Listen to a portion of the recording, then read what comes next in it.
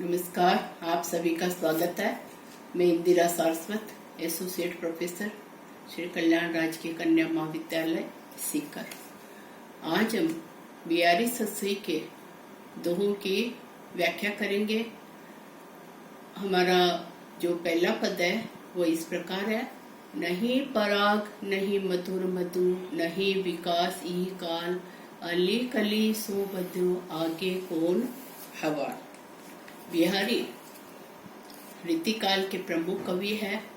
रीतिकाल के सभी कवि किसी न किसी राजा के दरबार में रहकर कविता की रचना किया करते थे। बिहारी भी जयपुर के राजा जयसिंह के दरबारी कवि थे। जयपुर नरेश की कई रानियां थी। एक नवविवाहिता रानी के प्रेम में वो अधिक मशगूल हो गए और संपूर्ण राजकार्य को अनदेखा करने लगे। तो बिहारी ने अनुक्ति अलंकार के माध्यम से बिहारी जयपुर राजा को वो शिक्षा देते हुए कहते हैं भ्रमर के माध्यम से कि हे भ्रमर, नहीं पराग नहीं मधुर मधु, नहीं विकास ई काल, अली कली सो बंध्यो, आगे कौन हवा। यहाँ पहले हम कठिन शब्द देख लेते हैं। अली से तात्पर्य भ्रमर, कली है पुष्प की अविकसित अवस्था, पराग है पुष्प का, मधु है शहद, नहीं विकास यही काल इस समय यह पुष्प विकास को प्राप्त नहीं हुआ है।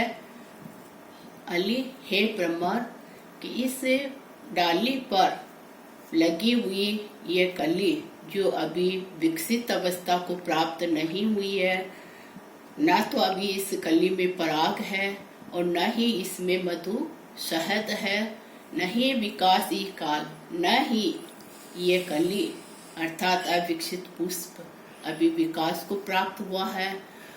यदि अविकसित कली में ही हे भ्रमर तुम इसमें बंध गए हो, और जब ये कली के पूर्ण परिपक्व विकास की अवस्था को ये कली प्राप्त होंगी, तब तुम्हारा क्या हाल होगा। आगे कौन हवा, जब ये पूर्ण विकास को प्राप्त होगा ये पुष्प, तब तुम्हारी क्या दशा होगी। यहाँ जो है कि जयपुर का जो राजा है उन्हें संबोधित करते हुए उन्हें आगाह करने के लिए, क्योंकि वो दरबारी कवि हैं और कवि कलाकार जो है समाज सुधारक होता है, जागरूक होता है। तो बिहारी ने जब देखा कि राजा जयसिंह अपनी नवविवाहिता पत्नी में ज़्यादा ही मशगूल है और राजकार्य को वो अनदेखा कर रहे हैं, तो इस अनुक्ति के माध्यम से बिहारी जयपुर राजा को कहते हैं कि अभी तो ये नवविवाहिता रानी जो है पूर्ण युवावस्था को प्राप्त नहीं हुई है, कम उम्र की है, और जब ये पूर्ण युवावस्था को प्राप्त होंगी तब तुम्हारी आसक्ति का क्या हाल होगा।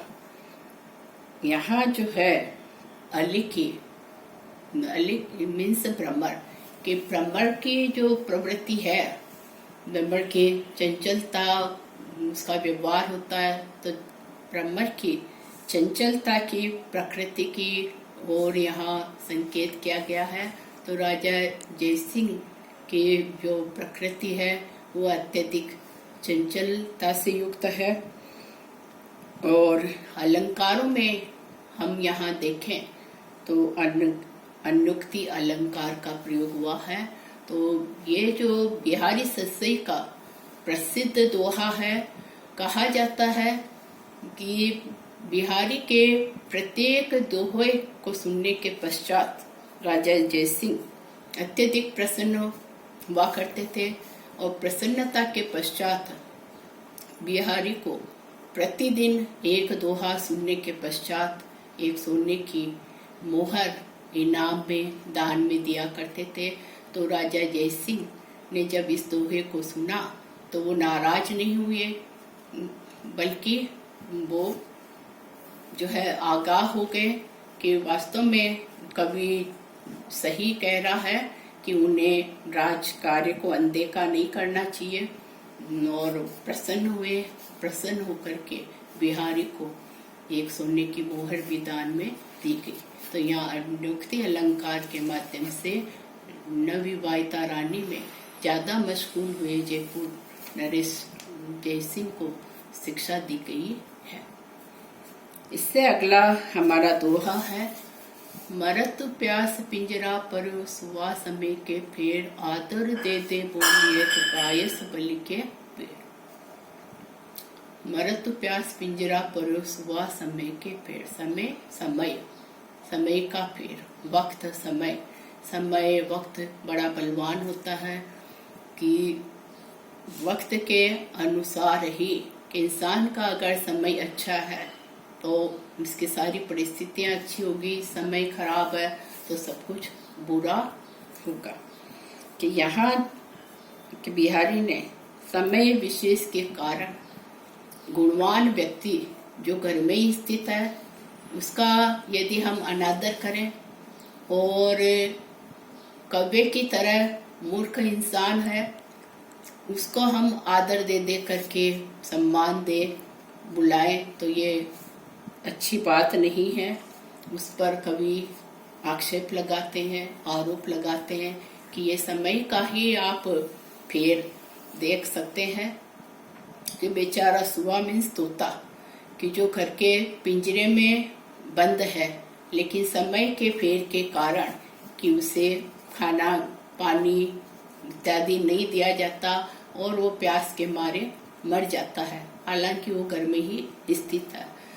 लेकिन बायस बलि के बेर, बेर समय, बायस कौवा कि कौवा जैसा मूर्ख पक्षी बलि श्राद्ध के समय कि 12 महीनों में जब श्राद्ध पक्ष आता है तो श्राद्ध पक्ष में बायस कौवे को बड़े आदर के साथ बुलाया जाता है और हम उसे बलि का भोजन देते हैं। तो ये समय का ही फेर है कि इंसान का समय अच्छा होता है तो मूर्ख व्यक्ति को भी आदर सम्मान दिया जाता है और घर में स्थित सम्माननीय गुणवान आदरणीय व्यक्ति को भी हम उसकी उपेक्षा कर देते हैं, अनादर कर देते हैं, उसे सम्मान नहीं देते हैं।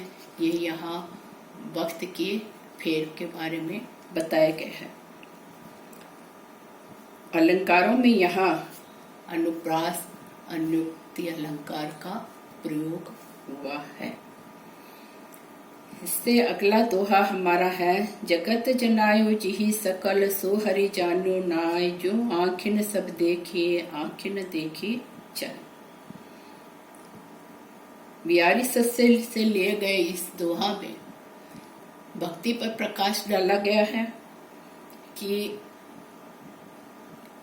वक्त जिस ऐसा व्यक्ति जिसका मन पवित्रता से युक्त है, कपट रहित है, तो छल कपट से रहित पवित्र हृदय में ही भक्ति का संचार हो सकता है। जब तक इंसान के जो छल कपट कलुषता नहीं समाप्त हो जाती वह भक्ति नहीं कर सकता। तो दोहा हमारा इस प्रकार है, भक्ति भावना को प्रकट करने वाला। तो लगी आमन सदन में हरि आवे की ही बाट, विकट जटे जो लगू निपट खुले न कपट कपाट। कवि बिहारी कहते हैं, जिस भगवान ने संपूर्ण संसार का हमें ज्ञान कराया, जगत जनायो जिहि सकल सकल संपूर्ण जगत संसार के जिस परमात्मा ने संपूर्ण संसार का ज्ञान करवाया, सो हरि जानो नाय, उस परमात्मा को हम नहीं पहचान सकते। वह हमारे लिए इंद्रियातीत है, उसे हम नहीं प्राप्त कर सकते, उसके बारे में नहीं जान सकते। कैसे क्यों नहीं जान सकते? जो आँखें न सब देखिए आँखें न देखी जाए, कि जिस प्रकार से कि हमारी आंखें पूरे संसार को देख सकती है लेकिन स्वयं अपने आप को वह आंख नहीं देख सकती। यहाँ संपूर्ण संसार की रचना करने वाला कौन है? ब्रह्मा परमात्मा।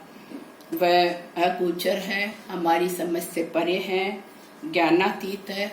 हम उस परमात्मा का वर्णन नहीं कर सकते हैं। यहाँ कम शब्दों में ही अधिक अर्थ गंभीर यहाँ भरा हुआ है। भावों की सुंदर यहाँ अभिव्यक्ति हुई है। अलंकारों में यहाँ पर विरोधाभास अलंकार का प्रयोग हुआ है। इसी प्रकार से अनुप्रास अलंकार भी इन पंक्तियों में है और दृष्टांत अलंकार का प्रयोग भी हुआ है। इससे हमारा अगला पद है, तो लगिया मन सदन में हरि आवे की ही बाट, विकट जटे जो लगो निपट खुले न कपट कपाट। इस दोहे में भगवान की भक्ति के लिए मन की पवित्रता और छल कपट से रहित होना परम आवश्यक बताया गया है। कि कवि कहता है कि मेरे मन रूपी सदन में, तो लगी या मन सदन में, कि मेरे मन रूपी घर में सदन में तब तक परमात्मा नहीं आ सकते। हरि आवे की ही बाट, कि परमात्मा किस रास्ते से आए, कि मेरे मन रूपी घर में परमात्मा किस रास्ते से प्रवेश करे। क्यों नहीं परमात्मा मन रूपी घर में प्रवेश कर सकते? विकट जटेजू लगो निपट खुले न कपट कपाट, कि मेरे मन रूपी घर में जब तक भयंकर कठोर कपट रूपी कपाट दरवाजे जटे हुए हों, जड़े हुए हों, लगे हुए हों, कि मन में जब तक हमारे छल कपट अपवित्रता घर किए हुए होंगी, तब तक कि इंसान के मन में परमात्मा का निवास नहीं हो सकता, वह भक्ति कर ही नहीं सकता।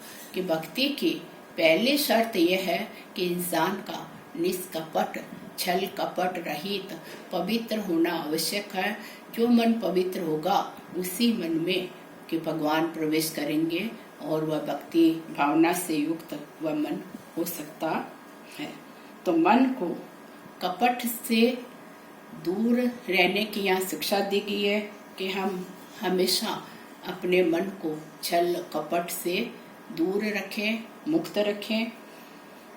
इसके अलावा अलंकारों की दृष्टि से हम इसकी विशेषता में देखें तो यहाँ अनुप्रास और मन सदन में रूपक अलंकार का प्रयोग हुआ है। धन्यवाद।